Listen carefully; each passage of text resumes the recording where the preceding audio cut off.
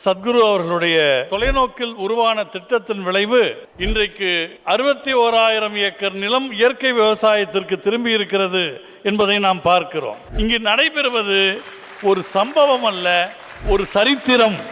நாம் அந்த சரித்திரத்தின் அங்கமாக இருக்கிறோம்.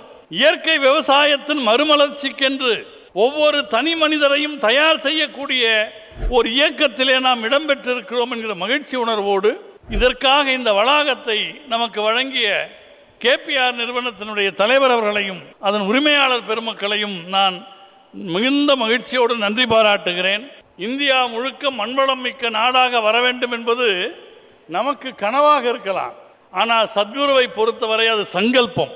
அவர் மனசில் எப்போ அந்த விதை விழுந்ததோ அப்போதே அதனுடைய செயல் தொடங்கிவிட்டது என்று பொருள்.